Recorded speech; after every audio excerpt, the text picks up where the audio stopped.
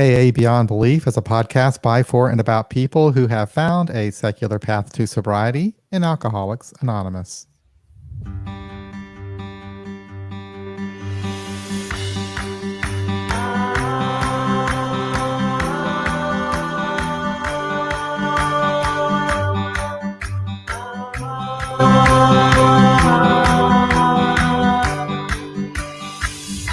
So I had the day off today. The company I work for, like a lot of other large companies, decided to close in honor of this day, Juneteenth, or Freedom Day. It's a holiday commemorating the emancipation of people who were held in slavery in the United States. It was June 19th, 1865, when Union Army General Gordon Granger announced in Galveston, Texas, that all slaves in the state of Texas were free. And this was over 2 months after the Civil War had ended. I think 2 years. Was it 2 years? Okay. Of course, racism, the underpinning of slavery, lives on. Over the last 150 years, it has seeped into every aspect of American culture, including Alcoholics Anonymous. Every one of us and our parents and grandparents and all those who preceded them were either victimized or complicit, were either degraded and demeaned, or knowingly or unknowingly enjoyed a station of privilege. Someone once told me that my alcoholism didn't take place in a vacuum. Well, neither does my recovery. External events that we often refer to as outside issues can have a significant impact on my emotional well-being and my sobriety. Who could have witnessed the killing of George Floyd and the subsequent demonstrations and not be moved or in some way impacted? So this episode is devoted to subjects we don't discuss in AA, but talking about them might be just what we need, not only to support our continued sobriety, but also to inspire us to work and fight for a more diverse, open, tolerant, free, and inclusive culture, both within and without of AA. So like so many of our live streams, this one was completely Angela's idea. And in my opinion, she's the best person to lead the discussion. Oh, and Willow F from Olympia is joining us by phone. So Angela, if you don't mind, I will let you lead the discussion. There you go. It's yours. Well, thank you for bestowing upon me the leadership of leading this discussion. Hello, everyone out there in our Facebook and YouTube land. I wasn't really sure what the response was going to be in bringing this up last week. There was a little bit of, the outside issue topic coming up. But I thought that it was important and important to, my sobriety in particular, which is what this is really about. No, but to talk about, what's going on. There's a lot of different directions we can go with this conversation, and I don't think that it'll be, the only one we have. But we need to start somewhere with it and acknowledge our history in AA. As well as our personal experience about, about white privilege, about inequality, and about, what outside issues really are or are not. Our friend Willow was going to call in, and her and I have been having a discussion with John on Facebook about different ideas on where to go with the conversation. But one of the things that we could probably just start with is, is this an outside issue? Talking about privilege, white supremacy, systemic inequality, is this an outside issue? I don't know if you can see, but Willow's here now. Do you see her there? I don't see her on my screen. Yeah, she just joined us. I think I'm here. Can you guys? You are there. Okay? You are there. Oh, you are. Yay, hi, Willow. Good. Hey, hi. Sorry for being a little bit late. I was getting my hair dyed. Oh, you look great. It's a very exciting thing. It's been a long time. Yes, definitely. So yeah, hi, Willow. Hi. We were just introducing the topic, and I don't know how much of it you heard. John gave a great introduction on the holiday, and yeah. I missed that part, but I heard kind of from the handoff from John to you, and I've been doing some research on the holiday today, so I'll just kind of go with my own, with my own kind of information on that. But so that question, is this an outside issue? I think it was a really good one, and it's, and I haven't really been a person to get down deep, with the traditions and, arguing back and forth about what's what when it comes to that. A lot of that stuff has actually been kind of counterintuitive to being happy, joyous, and free to me. And but I think one of the things that stands out to me is that the tradition is itself is that AA has no opinion on outside issues.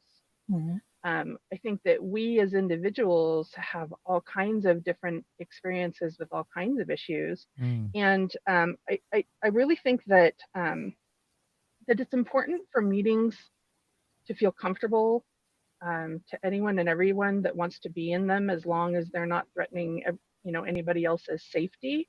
And so for that reason, I think we need to be careful about how we talk about various things, especially things that we know are controversial in our societies. But if I really think that if something is affecting and impacting your recovery, which if you're involved in at any level of civic stuff, it probably is, I think that that is a valid thing to be able to talk about within meetings. But I also think that we need to not just completely avoid it and make it taboo. We need to talk a little bit about how to talk about it and have that be a common, we need to be able to talk about it in a healthy way that doesn't prevent us from performing our primary purpose. Right. I agree. And have you had discussions like that with your group? I know that our group has been working, with our district. Sorry, I forgot the name for a minute. Regarding safety, the safety cards.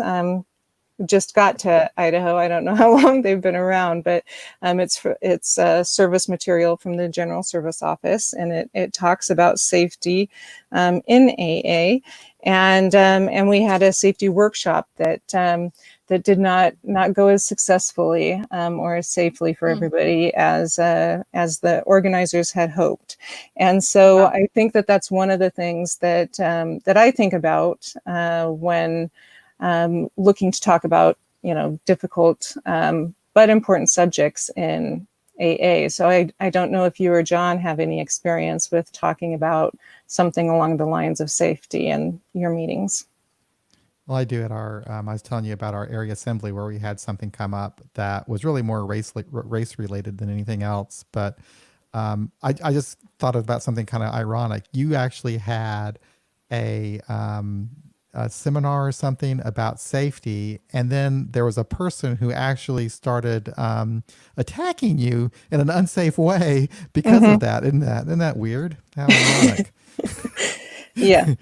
But no, we don't. This is the most dramatic thing I ever saw in Alcoholics Anonymous when it comes to this sort of issue, and it was a topic that came up at our area assembly in Western Missouri. And what happened, and I wasn't at this conference, but our area had a conference. I think they call it something in the Ozarks. It's down in southern Missouri. It's autumn, colors of autumn, whatever. It's down there in the Ozarks every year. Anyway, they have a costume party. And some people decided to go to the party, some white people decided to go to the party dressed in blackface and wearing very stereotypical costumes like pimps and rappers and stuff like that. And obviously, the black people that were in attendance were offended. And they let these people know that they were offended. And those who were wearing the costumes, the blackface and so forth, they weren't apologetic at all. In fact, they were outraged that the black people who said they were offended didn't seem to have a sense of humor. So it wasn't a good experience from what I hear at that convention. And later at our area assembly, there was a lot of discussion about it on the floor. And what I found, it was really a moving discussion. There were some people who came, white people who came to the microphone and said they learned something from the experience. They talked about their own racism growing up as in a racist household, or what they learned. But there were also people who stuck to that idea that those who were offended just didn't have a sense of humor. And then there were the people who were offended, the African American members, who stood up and explained exactly why they were offended and what it's like to be a black person in Alcoholics Anonymous, and what specifically it's like to be a black person in the state of Missouri, and what they have to see on their way to the assembly. So, yeah, it was really interesting, and it was something that made me stop and think. I learned something from it. I was really taken aback that there were so many people who wouldn't even make an effort to try to understand the pain of someone else. That was what shocked me more than anything. But other than that, I feel kind of like I was an observer and really didn't do anything more than that, you know? And maybe that's where I need to change, is, you know, to carry on from just to understanding that that kind of situation exists, to maybe, you know, putting myself out there to do something about it. Yeah, and in our meeting, you know, we haven't had my home group meeting on Wednesdays is pretty much the only meeting I go to. Sometimes I also go to the Sunday Many Paths meeting, but one a week seems to be the right balance for me. And our meeting is very small. We usually are around 6 people. Sometimes we expand to 10 or so. Since we've been online, we've been somewhere in the range of 10 to 20-ish, usually right around the 15 point. And that, you know, not a whole lot has come up. We haven't talked about you know, we haven't used the safety card. You know, I think at one point, the Many Paths group on Sunday, we talked about, you know, do we want to read the safety card? We haven't had a whole lot of issue and because our meetings are very big, you know, it doesn't seem like safety has been much of an issue. So we didn't employ that. If it was a larger meeting, I would probably have pushed for that a little bit more. Are you getting as arrested? Far as the no, just kidding. I am. I will let you know that I'm about 4 blocks from the Capitol Hill occupied protest. So okay. That's been on the news lately in Seattle, the CHOP. Yes. So I'm just a few blocks from it, and because the police station that's there is closed down, there's a lot more activity from the fire department that's closer to where I am. Anyway, so okay. But no, nothing's happening right Sorry. here. I'll come. But anyway, you know, with the recent events, we haven't talked a whole lot about it as a group. I do, though, within my group, you know, for me, it's a factor of my recovery, trying to apply the principles of AA and the principles, you know, the principles of the traditions and the principles of the steps personally to the rest of my life, so that I can be an effective, productive member of society, which for me right now in my life involves some civic engagement, so, you know, I've talked about that a little bit in the meeting, just when I'm sharing, you know, here's what's going on with me, here's what I'm struggling with. But I do, you know, I make a concerted effort to kind of keep it, you know, I don't talk about the issues. I talk about the challenges that I'm having coping with stuff, or working with stuff, or communicating with people in a healthy and productive way, or things like that. So it doesn't get too contentious. But I think, you know, in a lot of our secular meetings, many of our members talk a fair amount about religious practices within AA and other things that go on, which, you know, if you got right down to it, that might be considered kind of a divisive and an outside issue. And I think that I think that it's kind of a natural, uh, I don't know, debriefing process when people first come into secular meetings to go through that. Right. But um, it also can be a bit challenging and can kind of make an unwelcome place if we have somebody in the meeting who is a believer. And so, in our meeting specifically, we call it many paths, and we say that everyone is welcome, and encouraged to find their own path, and everybody's supported. um, so we put that part out there. But there's definitely, that talk comes up, and we kind of let it go because it's not threatening to most of the people that are usually in the room. But I've noticed, especially now that now that we're online, and it's easier for somebody to walk out of the meeting. Mhm. I've noticed some people drop off mid-meeting with us, and that, I think about that a lot, and I think about, are we really meeting our primary purpose with that? Right. Yeah, that was one of the things I was thinking about, is like, if this is something that we, can talk about in group inventories, how many people have been a part of a group inventory. Have both of you both have a lot more time than me, so I've never done I a group haven't with a inventory. even I never haven't done with a it group. before. Okay. I haven't with a group. We did it with we do it with a district. I Mhm. did it with a district once, somewhat recently, but I haven't ever done it with a group. Okay. Yeah, our group would started working on putting one together before COVID, and so since then we've got kind of what we think that we'll need to do once we're out, and depending on how long that is, we may do an online version of it. But I was thinking about the group inventory as being one of the ways that the different groups can be looking at this, because there are questions on, what are you doing to help the next suffering alcoholic? What are you doing to make sure that you're serving the whole population that you're in?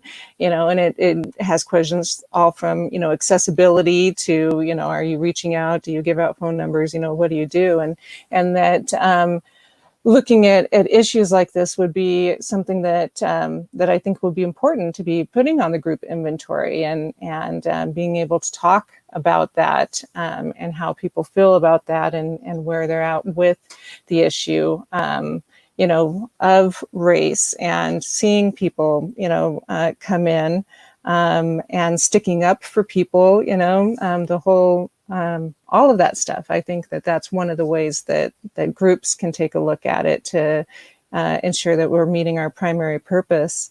I did take a look at the pamphlet that we have for AA. I don't know if either of you have read it before, but the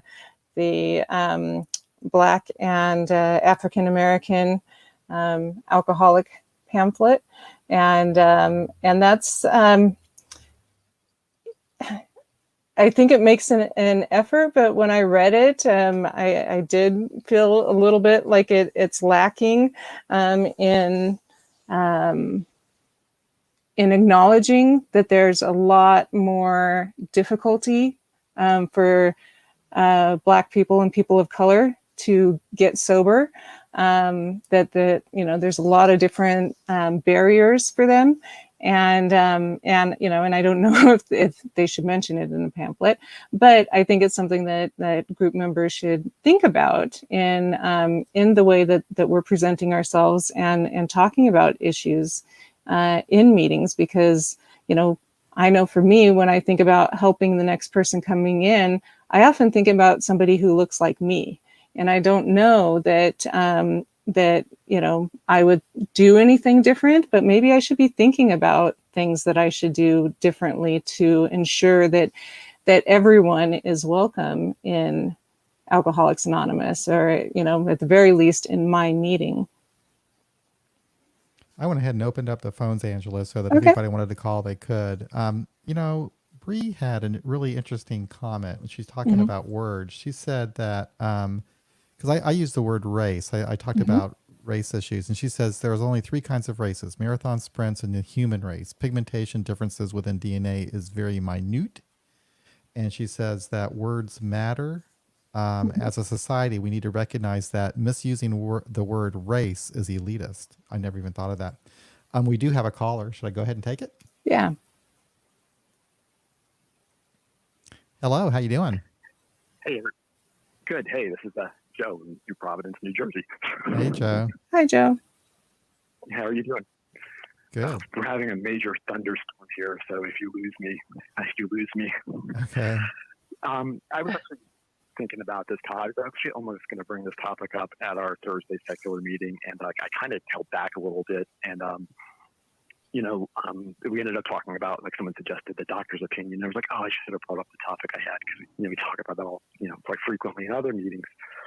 And a friend of mine, we're at this point where with outside things, you've got COVID-19, we've got the Black Lives Matter movement and the protests, and then we're very politically divided. So we have these three issues that are all extremely, I think, they impact me greatly. And I had our meetings here are about like 99% white, so that I think white privilege is probably never going to come up at a meeting.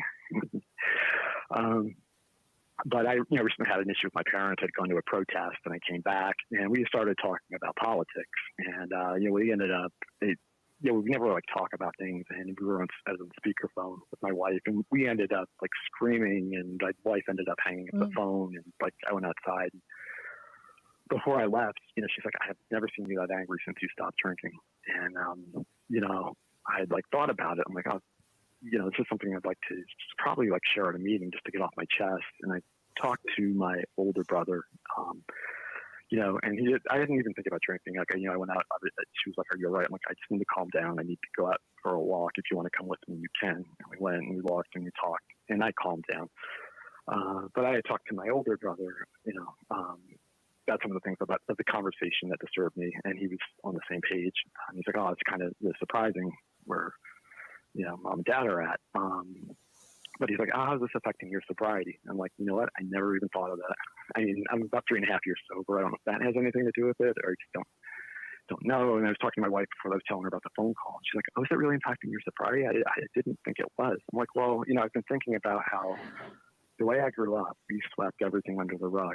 And, so when we get together at family things, we don't talk about things. So I think there is probably, we turned 50 this year, so there is probably like, about 40 years of some other hostility going on under my explosion. But, I'm thinking like, but how do I know at our meeting, like, at our secular meeting, there's, politically we're on the same page. Like, well, do I talk in code? Because I kind of felt like at regular meetings, I kind of talked less in code. It's like, I'm like from a secular viewpoint, and I'm like a pretty hardcore atheist, and I usually just say, like, I don't believe in God. I find if I say atheist, it just, people, it's just softer just to say you don't believe in God for whatever reason. And I've just been thinking lately, I'm like, oh, so it's kind of like reminding me, how I grew up and sweeping things under the rug. So like, how do we not talk about these things? And then I was thinking, I think maybe Willow said it at the beginning of the call. I was kind of thinking the same thing, like, right, it's like AA has no opinion, but I, as an individual, have an opinion. But then if we talk about these outside issues, like, is it going to erupt into like a political argument? Like, it's going to be like, I support person X and I support person Y. And we're going to go like so far off the mark of, the primary purpose. And that's kind of what I worry about. And I texted someone after the meeting and like, this is what happened with me and my parents and everything that's going on. I'm like, oh yeah, I kind of thought that's what you're alluding to. But it just makes me feel like, oh, I kind of have to talk in like guarded language. And like, I don't know what the answer is, but I do wish like there was a way, I guess, you need to be able to talk about things. Like, people talk about things being uncomfortable. Like, I know they wanted to, stop talking, but I know they wanted to, one of our meetings, they wanted to stop. Someone said, let's change the Lord's Prayer. And it's like, that's the way we've always done it. And that's like the reason for not changing it. And I'm like, but if you don't, they always talk about in recovery, like, change is a big part of it. And I guess we need to find a way to change. I don't know how to do those things, but I do wish there was a way to talk about those things. I think the way that Willow all put it was the best is that, she talks about not the specifics about viewpoints or opinions, but just the way that it impacts her, the way it impacts her sobriety and her recovery. Believe it or not, we have 2 other callers. Can can I take these other calls? Thank you for your comments. Yeah, thank you for of course. calling. Yeah. I appreciate it. For so long. Yeah, no, Bye, that No was, problem. Bye bye. yeah, thank Yeah, you we'll for touch base calling and with that. sharing. Yeah. Well, hello. Hello. Hello. Hello. How are you? I'm good. My name is Rand. I am in Minneapolis, Oh, hi. and I've been chomping Hi, at Rand. the bit to jump in here. Oh, Okay. Hi. I've been in the room since I was junior in high school, circa 1976. And I can tell you that when I first came to the rooms, my 1978 12 by 12 has a line in there. I could dig it out and read it to you if you want. It talks about how they only let in the pure alcoholic, and they listed people who weren't pure, fallen women, convicts, queers, etc. And as a young person, our meetings were governed by an adult, and that line about secrets get you drunk. I had a secret, and because I wasn't willing to share it, the adult told me, "Don't come back until I was." And then I did go back and shared it and was uninvited anyway because we were considered those unfortunates. My original grant sponsor was a friend of Barry Leach's, and Jerry was, according to legend, gay AA #1 in the sense that he challenged World and Intergroup to list the special interest meetings as gay. And that was something that had never happened before. Recently, we've gone through the whole gender identification, queer, letting trans people in our rooms, and it's been a very difficult process because of, I think, groupthink. And when we've had group inventories, it's almost impossible to get somebody to consider that their Minnesota nice, welcoming, hot dish attitude is anything but that. And what ends up happening is, by default, people who aren't like me aren't made to feel welcome. They're not necessarily made to feel unwelcome, but reaching out to the newcomer doesn't happen with the same gusto that it would happen if they looked like me. So, like the previous caller, the meetings I go to are always middle-aged, white, gay men. Black people will show up, but they don't stay because they don't feel welcome. And it's my personal responsibility to reach out to those people. Now, related to this topic specifically, it's a really fine line. I went to my meeting 2 weeks ago. It was the Tuesday after the riot. The riots happened about a half a block from my house, and I and neighbors were out protecting our homes with shotguns, hunting rifles, sidearms, blocking streets. We had M16s pulled on us by the police. Literally, my entire neighborhood was engulfed in flames. I had an escape plan with my 87-year-old neighbor if something happened, because it was literally in our backyard. I have boxes from the Family Dollar from the looting that were left in my driveway. That Tuesday at my meeting, we had the business meeting beforehand, and as a quote-unquote old-timer, I wanted to preface by saying we all needed to be very careful how we talk about this, because it is a charged issue. And unfortunately, what ended up happening is people saw permission to immediately launch into it. And we had people on all sides of it.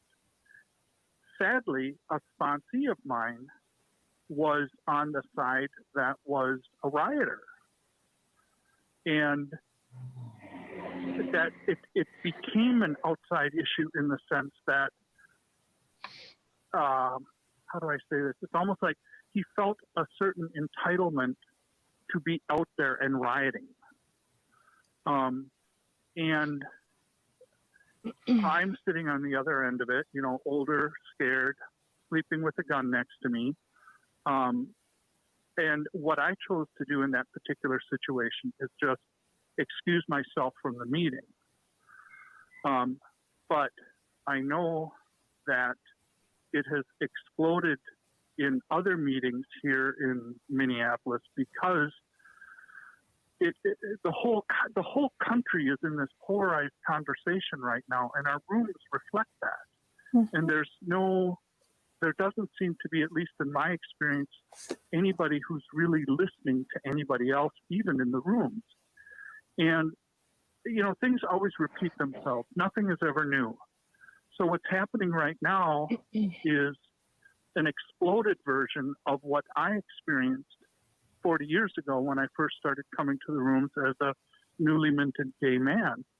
I also, though, coincidentally experience it when I talk about not being a deist, I guess you'd probably say closest to being an agnostic. It's the rooms have groupthink, and we all think that the groupthink is what I think. And as it relates to this, because we were kind of ground zero, this has been huge in every room I've ever gone to since the riots have happened. Mm-hmm. It's expanded to conversations on Facebook with people in the rooms.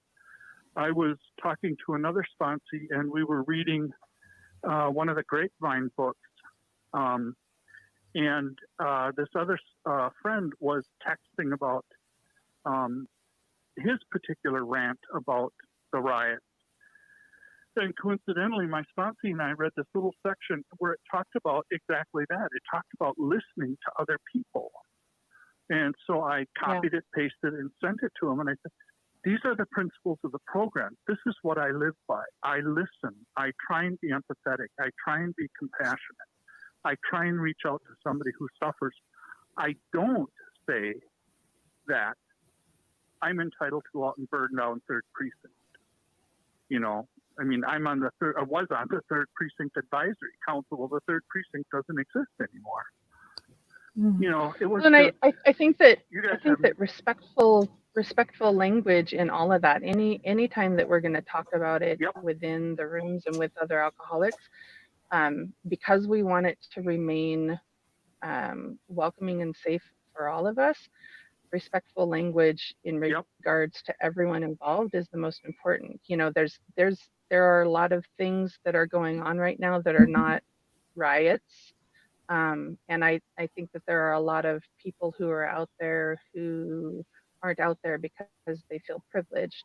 They're out there because they think that there's something really important going on, that if they don't raise up their voices in some way, that it won't change because it hasn't for hundreds of years, and I think that I also wonder about the idea of groupthink. I think that we make that assumption sometimes, but I think that there's a lot of times there's as many perspectives and experiences in the room as there are people,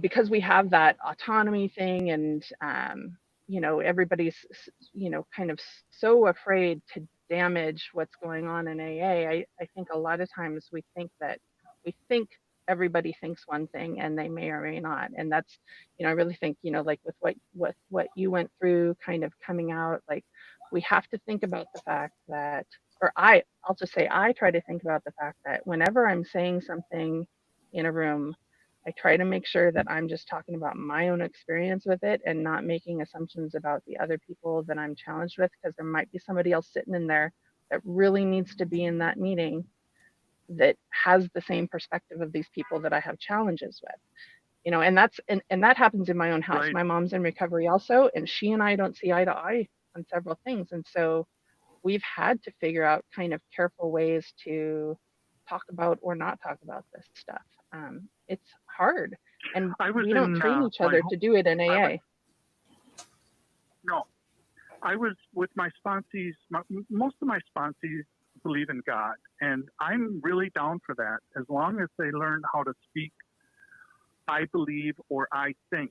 And I was at a meeting here maybe before the riots, but maybe a week or two, and there was one guy who was talking, and he was talking about all of the blessings of the program and how his life has been so wonderful with his Mercedes soft top and his, suburban zip code.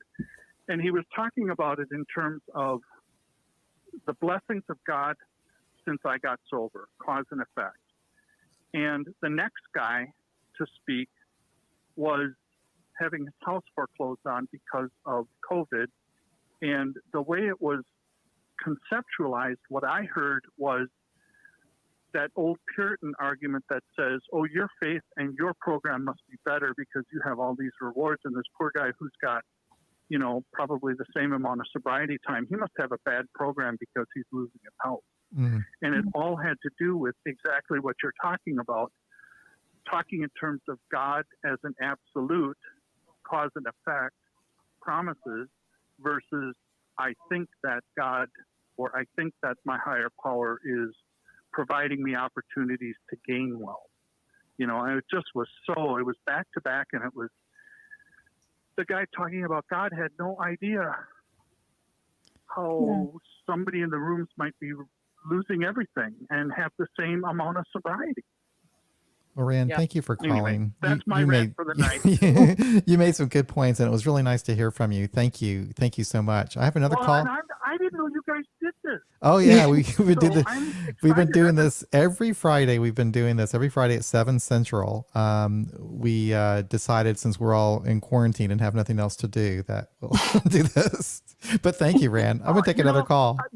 Thank you. Thank you. Yep. Okay. Bye. Got to go. Bye-bye. Thank you. Hello. Hey. Hi. Robert. Hey, Robert. Santa Barbara. Hi, Robert. How's it going? Good, Robert. good. I don't know if we've ever had so many calls in one night. It's kind of nice. I know. Thanks for being patient and waiting. Shout out to Mike at Newhouse 3, front desk, and all the other guys there. But also, I think that's why we try to keep things kind of simple and steer away from all the political stuff, so we don't get into these little tantrums in the rooms and concentrate on being sober and getting sober and welcoming everyone in, because we end up turning away a lot of people because everyone's got their own beliefs. I'm sorry, I didn't catch. Was that a question? Yeah, I wasn't quite sure. No, it was a comment. Oh, okay. No. I'm not sure if you heard me or not, or. Well, I might have missed you, and I apologize. Sometimes the sound isn't so good. I'm on my end. But would you mind saying that again? I was just saying that's why we try to keep like the political stuff, like it says in the book, kind of separate, because then we get into all this arguing and whatnot back and forth. I mean, it's okay if it goes to a certain point, but once it starts affecting everyone's sobriety or turning away the newcomer or whatnot, then it's a bad thing. Exactly. I think that there's a real difference between talking about how you feel about what's happening in the world, in your world, and like a political point of view. And maybe it's kind of a fine line, and maybe it's because our society is so fractured that it's so difficult to talk about some basic concepts, anymore. But Well, but there's so got to heated about it. Yeah.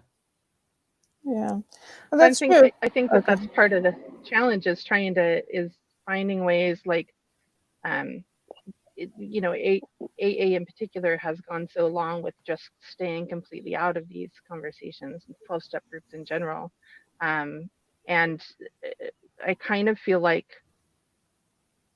we've taken that a little bit too far, that the only way that we can find healthy communication about some things is just to not communicate about them at all. And I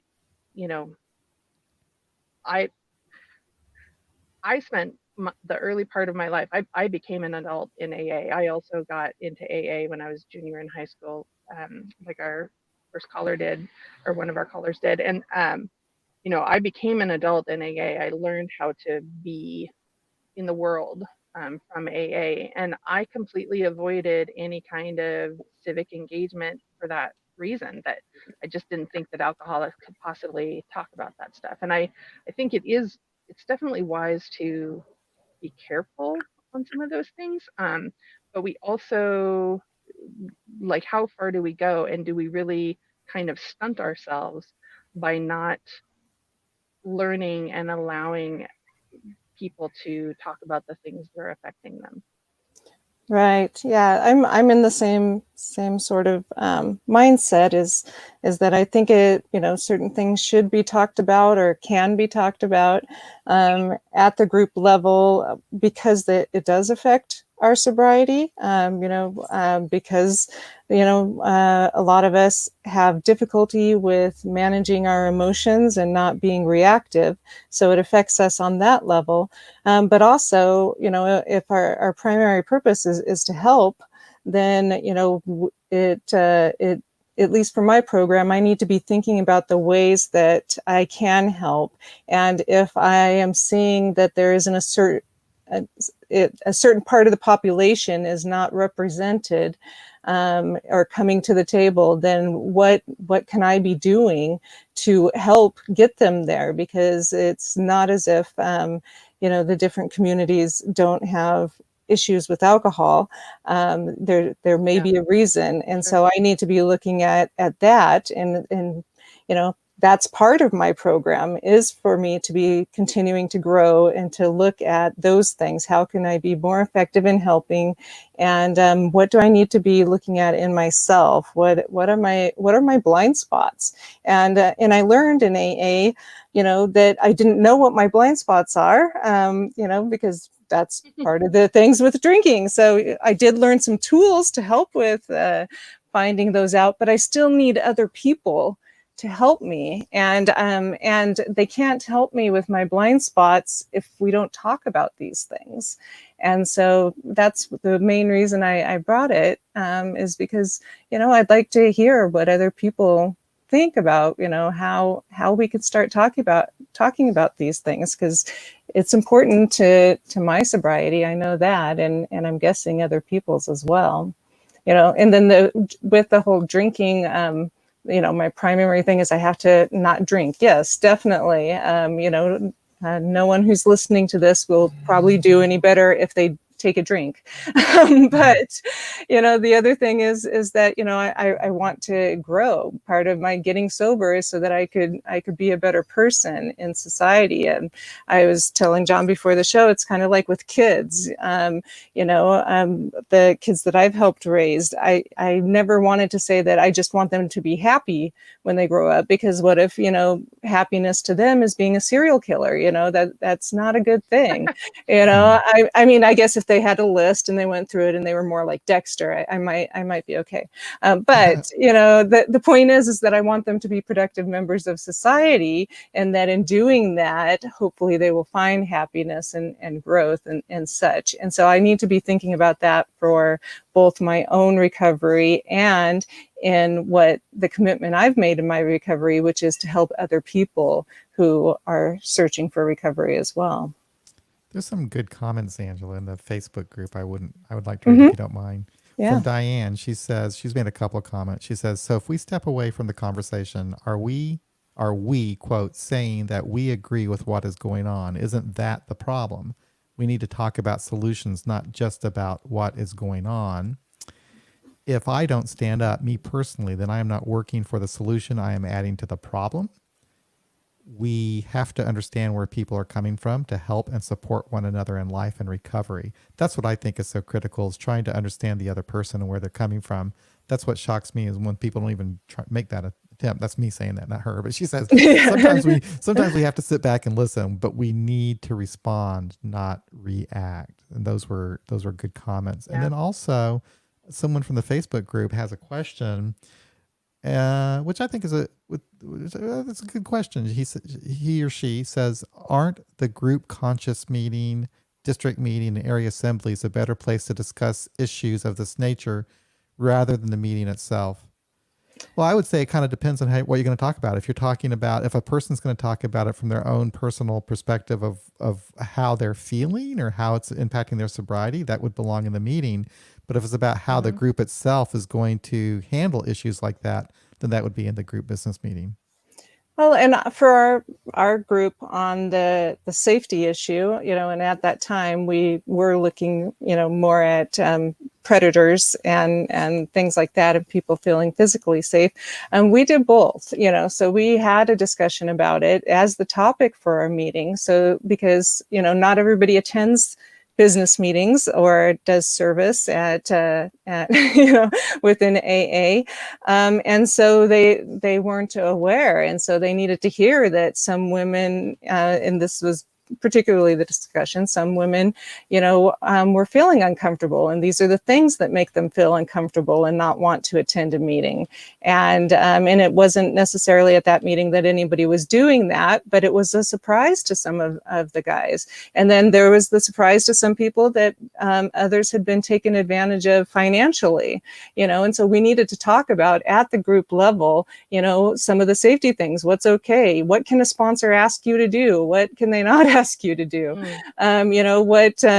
Should you be giving a ride to just anybody? And what are some of the different ways that we need to be working with each other and looking out for each other, particularly people who are new in recovery? And we hadn't had that conversation before. It was kind of like you talk about that outside of the meeting, but again, not everybody goes to business meetings. Not everybody's looking for that kind of information or involvement, but everybody in the meetings need to have some sort of familiarity with it, so that they know that we don't turn the other way anymore. At least our group doesn't.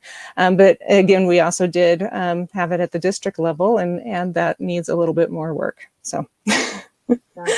I wonder if anybody has talked about having an inclusivity card or something like that. I know there's some pamphlets. You mentioned one. I hadn't read that one. It didn't even occur to me that it would be out there, but I guess it makes sense.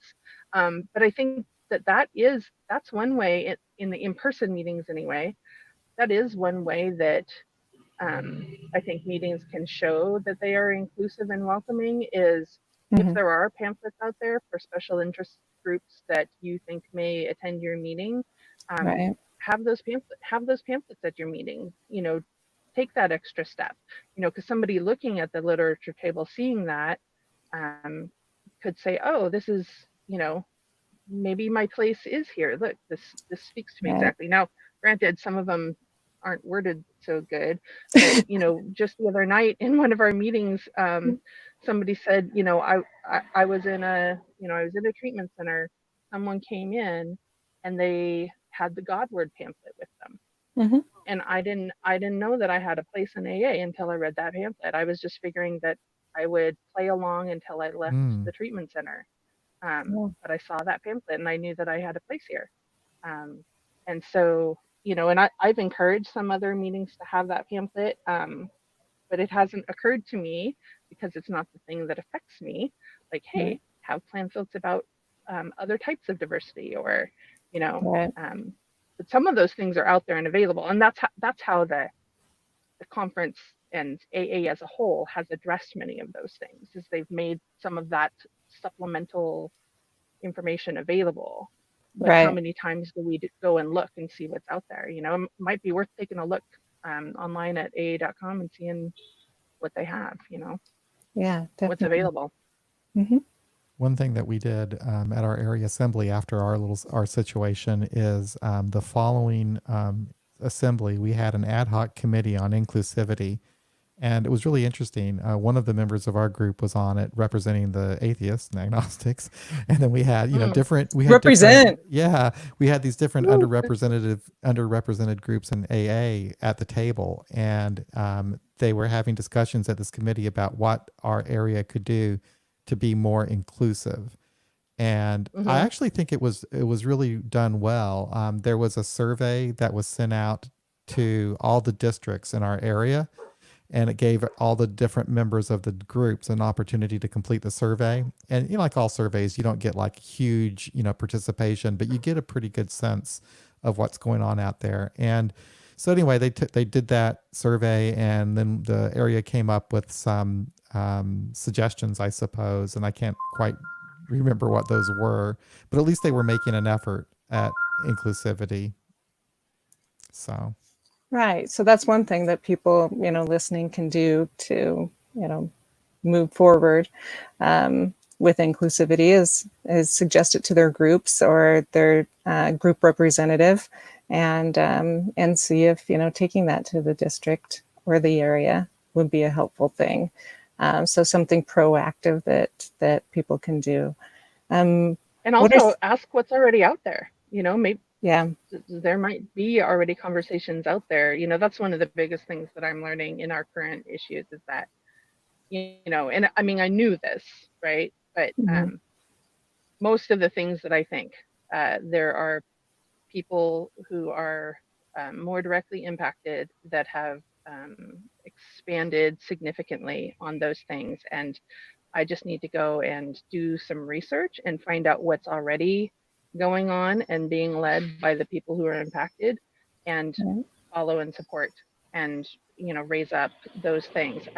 Maybe if there's something out there that I have the brand new best idea about, then propose it. But probably somebody's already doing it, and I should just go and support them. Right. So, one thing is going to be interesting after we come out of the COVID situation. I don't know when that's going to be, but our group isn't actually meeting in person right now. And I don't know when that is going to happen, but it'll be interesting when we all get together. Are we going to try to reach out, to people who don't look like us and aren't in our neighborhood? Are we going to try to, change our little part of the world? Online, I'm noticing the same kind of really. Oh, I don't know. I'm not seeing as the diversity online any more than I'm seeing it when it was face to face, and so there's a lot of work that needs to be done. Yeah, I'm not sure with our group. Again, we're not dividing, but we're going to be having our Tuesday meeting be in person, and our Thursday meeting be online, and so we'll still have that element, and because of our location, our online meetings are more diverse than our in-face meetings at the moment. And so I think that that's really a helpful thing for our group as a whole, to be able to understand, and get some perspective from outside of our area that we didn't really get before. I mean, occasionally people would come to town and visit and come to our meeting that way. But I think that my recovery has been enhanced by other people coming to our meetings and attending other meetings in different areas, and hearing about the different things that people face. I mean, yes, we have the similar emotions, and getting in recovery and staying sober have a lot of the same components, but some people have a lot more adversity to getting there than some of us do. There's a lot of different ways that they're impacted that I wouldn't have thought about. And so this has been good for me in being able to take those things into consideration, and think about that and see, how I can do things differently to either, be more helpful or just, be more conscious. Angela, we have a caller. Okay. This is the most calls we've ever had. Hello. Hi, John. This is Bree. I knew it was you. I could recognize the area code. How are you doing, Bree? Good. How are you? All right. I just, I traveled around a lot, in Kansas, particularly, and made a lot of AA meetings when I was doing that, my former job. And sometimes you would go to, especially in the Western Kansas and some of the smaller meetings, you go in there and then someone would start talking about an outside issue. Say, it's like, well, we need to pray for the truth, something like that, okay? And then I kind of felt it was like kind of my responsibility is to make sure that the hand of AA was always there for other people, to speak up and say, hey, we cannot be, no matter how you feel, we cannot be, included in outside issues, and, stationing, those types of things. So it's a slippery slope. That's what I'm trying to say. You know, about that. But I do feel that those of us that have longer time in the program, if you want to call it that, you know, because all we have is 24 hours. But those of us that accumulated more, you need to kind of step up and help the newcomers, because sometimes, you know, personalities do take over principles, and if that goes too far in a group, then a group will become very exclusive or elitist. You know, I've seen that happen actually in a couple of groups in Central Kansas. You know, Bree, what's happened? You know, from our group, you know, when we first started meeting online, you know, what the topic that was discussed the most was how people felt about COVID and being isolated and all of that. You know, but that wasn't really considered an outside issue. You know. No. Yeah. I think something that. Oh, go ahead, Bree. Okay, well, I'm done pretty much. So, all right. Well, thanks a lot. It's nice hearing from you. What were you going to say, Willow? The one thing that I would implore, you know, anybody listening to this conversation to think about is, you know, if somebody does come into a meeting that you're in and they're talking about something that feels outside, but you can tell that they're directly impacted by it, and that it's something that's making them struggle with their recovery, be sensitive about how you handle it. You know, don't just shut them down.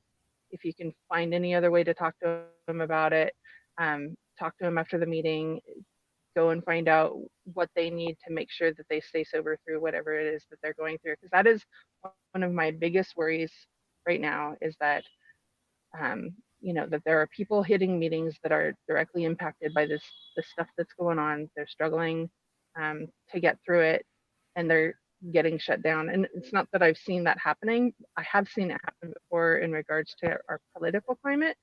And I was shocked at how it was handled in the meeting. This person was just cut off, and they were just said, "That's an outside issue. You need to stop sharing." And I couldn't believe that they handled it that way. And we just need to know that, you know, we need to make sure that the meetings stay comfortable for everybody, but also just be sensitive. If somebody is talking about something that is impacting their ability to stay sober, there's a reason they're coming in and talking about it. Yep.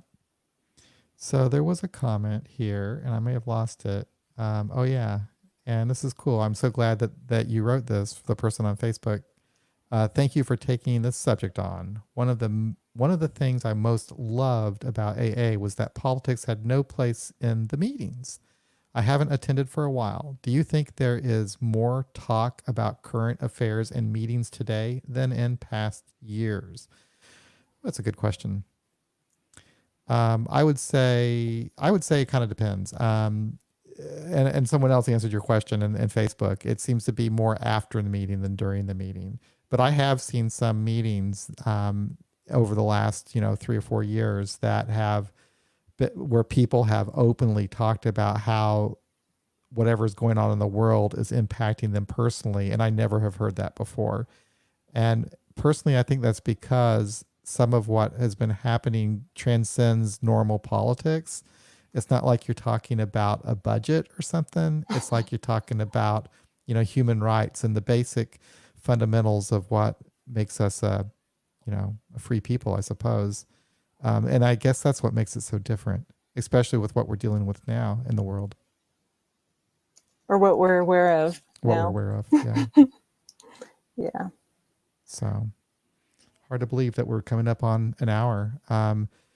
Wow. Thank you, Angela, for agreeing to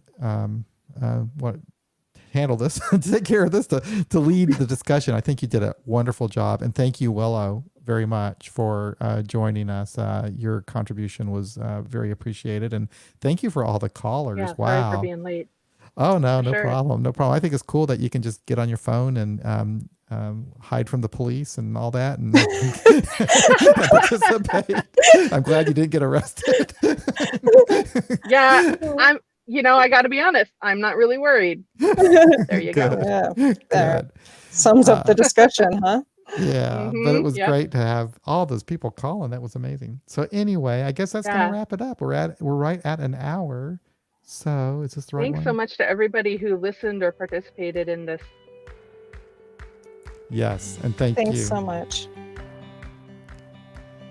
And that's it. That's another episode of AA Beyond Belief, the podcast. Thank you for listening. Whoa, we got through this one. It was a good topic. Glad that we had it. So anyway, we'll be back again next Friday for another live stream.